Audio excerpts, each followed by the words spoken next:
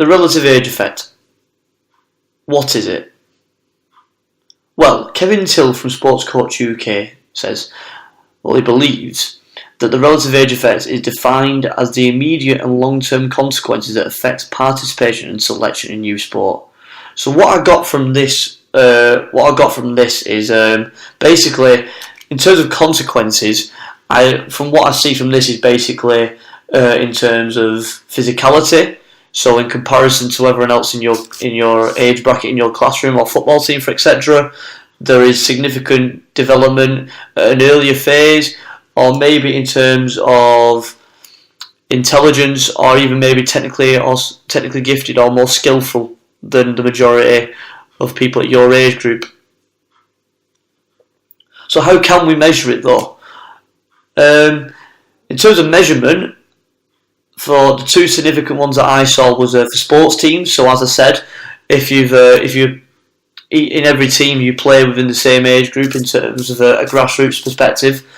So from a football aspect, significant terms of measurement you look at is basically how quickly do you have a growth spurt. So in terms of my team, I was one of the tallest players within my team until I stopped growing when I was 15 years old, and then everyone started catching up to me. It's basically, if you're more physically significant than someone else, but you lack the technical aspect, then if you need to catch up or maybe keep working your ability technically wise, or the person who isn't the biggest build wise, or lacks the height or lacks that muscular presence, but is technically gifted, they will catch up eventually.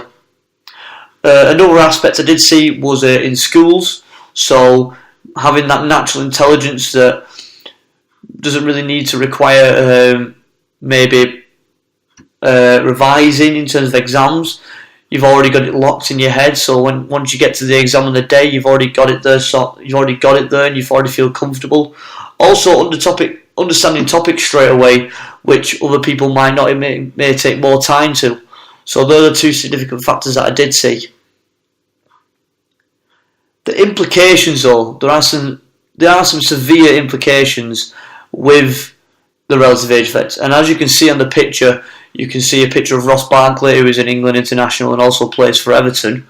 As you can see, he's 15 years old in that picture, and you wouldn't believe that the person who is trying to take the ball off him is also 15 years old.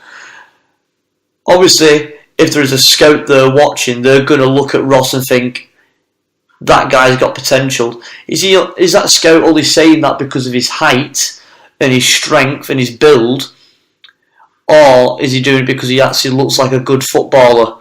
That is the issue that England has, and is a culprit of in particular in comparison to other countries. Is, do we look at what is on the outside in comparison to what they have in terms of ability, knowledge?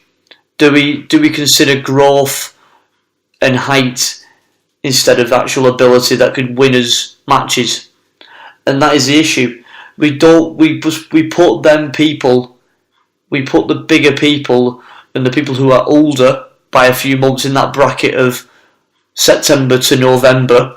We put them first in comparison to people who lack that height and strength, which is a real shame, because a prime example, look at Lionel Messi. Every club he's played for, from grassroots to elite, he has been the smallest player in the team. But in Spain and in Argentina and Spain, they didn't shut the door on him. They didn't say, sorry, you're not tall enough, come back when you've grown. They gave him the opportunity, and look at him now, he is arguably the best player in the world. So we don't give everyone a third chance, because how many players have we potentially let gone and given away because of the physical presence? And is that something we need to reflect on as a country? And do we need to address this? Because we could be winning Premier Leagues, we could be winning Ashes, we could be winning Rugby World Cups, we could be winning more Wimbledons, due to having a reflection on how we look at it and how we look at talent, how we define it.